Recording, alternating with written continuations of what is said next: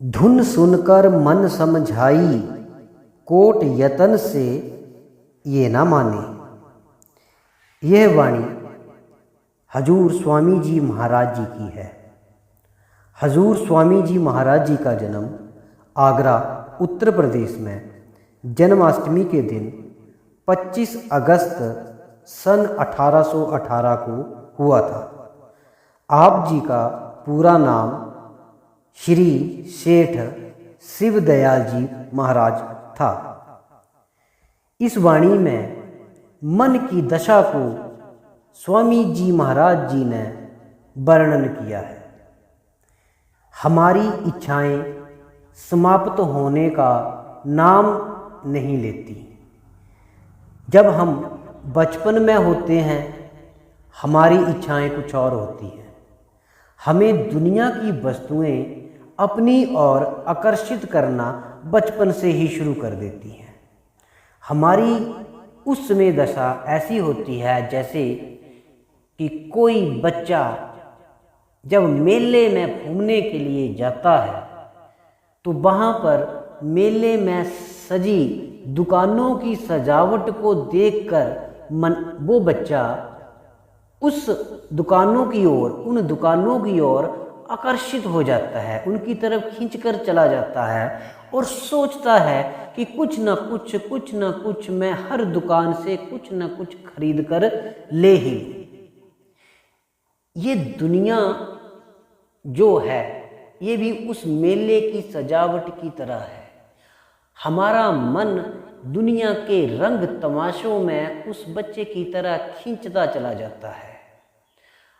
अब उन दुकानों की सजावट में घूमते घूमते वो बच्चा अपने माता पिता का हाथ छोड़ देता है। फिर जब उसे एहसास होता है कि मैं तो अपने माता पिता से बिछुड़ गया हूँ, तो वही मन वहीं बैठकर रोता है, अपने पिता को याद करके रोता है। यही हालात हमारे असल जीवन में घटित होते हैं। दुनिया के रंग तमाशों में जब इंसान भटक जाता है, उसमें लीन हो जाता है, तो ऐसा नहीं है कि किसी इंसान को परमात्मा की याद ना आए। याद आती ज़रूर है, कभी ना कभी किसी न किसी क्षण में इंसान को परमात्मा की याद आती ज़रूर है, लेकिन हाथ छूट चुका होता है। उस बच्चे की तरह हाथ पिता के हाथ से छूट जाता है। फिर रोता है, बिलखता है, पश्चाताप की आग में जलता है। लेकिन होता क्या है कि वक्त निकल चुका होता है, वो समय निकल चुका होता है। इस दुनिया में परमात्मा ने इंसान को धरती पर भेजा है। इंसान ही एक ऐसा प्राणी है, जीव है, जिसके पास परमात्मा ने विवेक और बुद्धि की पावर, शक्ति दी है। उसको भूलकर हम बैठ गए हैं। परमात्मा कहते हैं कि इस दुनिया में तुझे भेजा किस लिए है? दुनिया में भेजा है अपने प्रारब्ध कर्मों का हिसाब देने के लिए, भजन सिमरन करने के लिए, और अपना हाथ भी हमारे सिर पर रखा है। लेकिन दुनिया के रंग तमाशों में अट्रैक्ट होकर, उनमें आकर्षित होकर हम अपने पिता अर्थात परमात्मा को भूलकर बैठ गए हैं। हमारे मन की दशा कुछ ऐसी है। हम दुनिया की धन दौलत को इकट्ठा करने में मशगूल हो गए हैं। जब एक इच्छा पूरी होती है तो मन दूसरी इच्छा सामने रख देता है। जब दूसरी इच्छा पूरी होती है तो मन तीसरी इच्छा सामने रख देता है। मन की तृष्णा समाप्त होने का नाम तक नहीं लेती। गुरु घर की वाणी में लिखा है कि धन दौलत के लिए मनुष्य क्या नहीं करता, बड़ी सी बड़ी कुर्बानी देने के लिए इंसान तैयार हो जाता है। गुरु भर घर की वाणी में कहा है, पापों बाजो होवे नहीं, मुया साथ न जानी।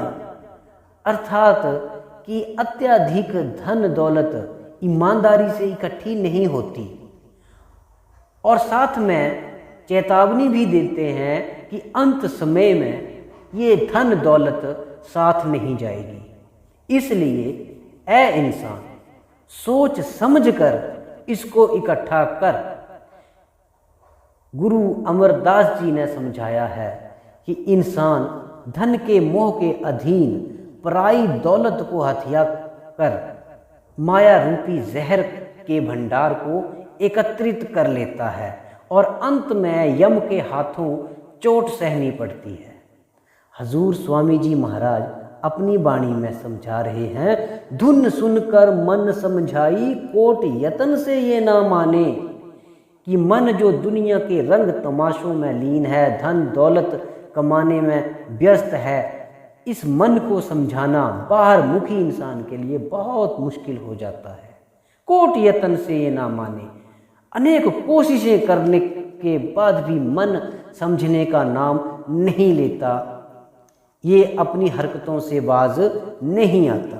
दुनिया की वस्तुओं को इकट्ठा करते करते अनैतिक कर्म कर बैठते हैं, फिर इन कर्मों का हिसाब दिए बिना छुटकारा नहीं मिलता। गुरु अर्जुन देव जी कहते हैं कि लोभी सदा लोभ की लहरों में डोलता रहता है। वह अपने माता पिता, भाई बहन, मित्र, सगे संबंधियों को भी लूटने में परहेज नहीं करता।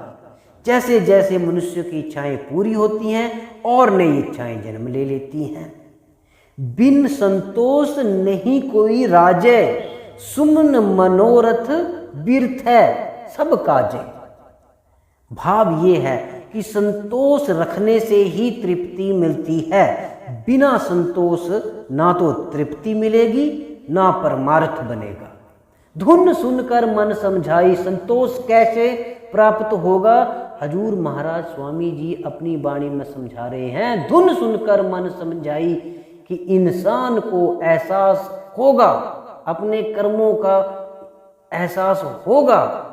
वह इंसान पश्चाताप में अपने रब, अपने वाहेगुरु, अपने खुदा, ईश्वर, भगवान जो नाम लेना है उस रब का, वो उस रब को याद करना शुरू कर देता है।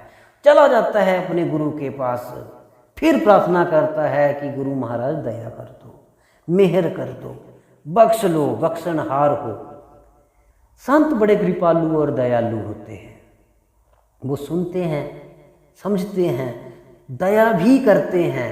संत फिर कहते हैं कि परमात्मा के घर की आवाज शब्द को सुनकर मन समझाई, अर्थात मन जब शब्द धुन को सुनता है तो मन को सच्चा संतोष प्राप्त होता है।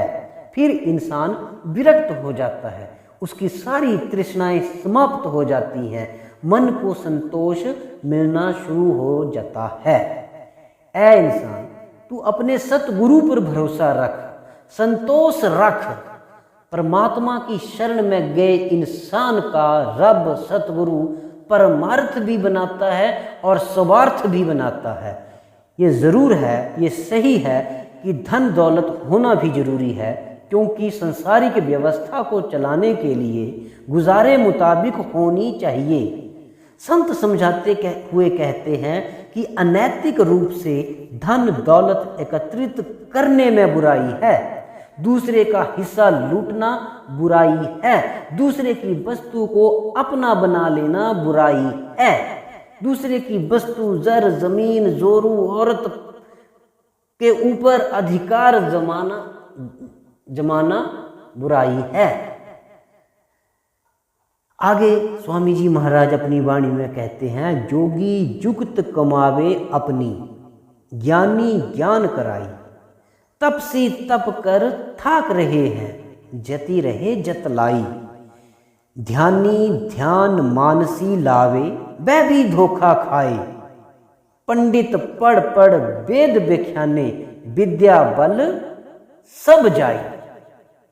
यहाँ पर स्वामी जी महाराज कह रहे हैं कि इंसान रब की प्राप्ति के लिए जोगी बन जाता है, भगवा वस्त्र धारण कर लेता है, माथे पर टीके लगा लेता है, सर पर जटाएं बांध लेता है, जिस्म पर राख मल लेता है,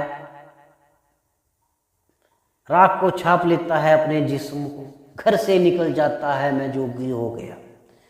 अगर ये सब परमात्मा को पसंद है, सवाल अपने मन में ये भी तो करो भाई कि क्या परमात्मा ऐसे मिल सकता है? पहाड़ों में जाके क्या परमात्मा मिल सकता है? अगर यही सब कुछ करना है तो ये तो घर में बैठकर भी हम कर सकते हैं। जटाएं आप घर में भी रख सकते हैं, राख हम घर में भी अपने जिस्म में छाप सकते हैं, तो फिर नदी पहाड़ों में जाने की क्या आवश्यकता है? चले भी गए, जोगी बनकर चले भी गए, लेकिन मन तो साथ में गया, तृष्णा तो साथ में गई, शरीर तो साथ में गया। शरीर की जरूरतें तो वहां भी पूरी करनी होंगी, मन की इच्छाएं तो वहां भी पूरी करनी होंगी, भूख तो शरीर को वहां भी लगेगी। जहां नदी पहाड़ों में जंगलों में चले गए, भूख तो लगेगी। अब इंसान क्या करेगा? खाना मांगने घर घर में जाना पड़ेगा। जब घर घर में मांग कर खाओगे तो और कर्म इकट्ठा कर लोगे, फिर उस कर्म का भी हिसाब देना आना पड़ेगा। जिस घर की रोटी मुफ्त की खाई है, उस रोटी का हिसाब भी तो देना पड़ेगा। मालिक के खाते में तो एक एक कर्म को लिखा जा रहा है। तो यहां पर स्वामी जी महाराज कह रहे हैं, जोगी जुगत समावे अपनी, जोगी जुगत समावे। वो जोगी बनकर परमात्मा की तलाश में निकल, ज्ञानी ज्ञान कराई। बहुत से लोग किताबें ग्रंथ जितना मर्जी आप पढ़कर ज्ञान हासिल कर लो, लेकिन परमात्मा ज्ञान से भी नहीं मिलता। गुरु घर की वाणी में आता है, सोचे सोच न होवई जे सोची लख बार, सहस सियाणपा होइए ता इक न चले नाड़। जितनी मर्जी इंसान चतुराइयां कर ले, जितना मर्जी बुद्धिमान हो जाए, लेकिन उस परमात्मा के घर में ना कोई ज्ञान चलेगा, ना बुद्धि चलेगी, ना कोई चतुराई चलेगी। वहां कोई अपील, कोई दलील नहीं चलेगी। वहां सीधा शॉर्टकट कर्मों का हिसाब किताब होगा, और जरूर होगा। ज्ञानी ज्ञान कराई। ज्ञानियों की बात करें तो रावण एक चरित्र, एक पात्र हुआ रामायण में। कहा जाता है कि उसके अंदर इतनी बुद्धि थी, इतना ज्ञान था कि 10 सिरों के बराबर उसके पास ज्ञान था। लेकिन क्या फायदा हुआ? उसके ज्ञान का क्या फायदा हुआ? लोग आज भी उसके पुतले फूंकते हैं, आज भी लोग उसके ज्ञान के पुतले जलाए जाते हैं। क्या परमात्मा की प्राप्ति हो गई? आगे स्वामी जी महाराज कहते हैं, सुरत शब्द की होए कमाई, तब मन कुछ ठहराई। कि इंसान अगर अपनी सुरत को उस शब्द के साथ जोड़ता है, उस शब्द की धुन की इंसान अगर कमाई करता है, उस शब्द की धुन को अगर सुनता है, तो कुछ राहत मिल सकती है। परमात्मा की प्राप्ति का और कोई साधन इस कलयुग में मौजूद नहीं है। संत महात्माओं ने एक ही बात पर जोर दिया है कि शब्द की कमाई करके ही जीव परमात्मा की प्राप्ति कर सकता है, और कोई साधन नहीं है। अगर पूर्ण सतगुरु मिल जाए तो जीव का उद्धार होगा। सतगुरु मेहर करें, सतगुरु बख्शीश करेंगे तो आत्मा को वो शब्द के साथ जोड़ेंगे, और जब आत्मा शब्द के साथ जुड़कर उस धुन को सुनना शुरू करती है, तो परमात्मा की प्राप्ति निश्चित होती है। हम सोचते हैं कि धन दौलत को इकट्ठा करने से मन को संतोष मिल जाएगा। नहीं भाई, नहीं मिलेगा।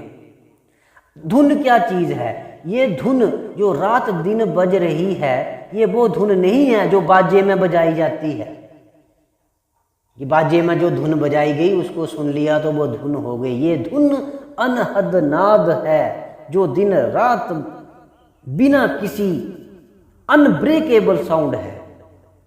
लेकिन कोई गुरु मिले जो इस शब्द के साथ जोड़े इंसान को, उस शब्द की धुन को कोई सुने तो परमात्मा की प्राप्ति होगी। बिन गुर शब्द मन नहीं ठहरा, कि बिना गुरु की कृपा से शब्द नहीं मिलेगा। शब्द को सुने बिना मन को ठहराव नहीं आएगा। कबीर साहब कहते हैं मन मरकट भया। मन जो है वो दुनिया में फैला हुआ है। मन की तृष्णाएं, मन की तृप्ति कहीं भी प्राप्त नहीं होती।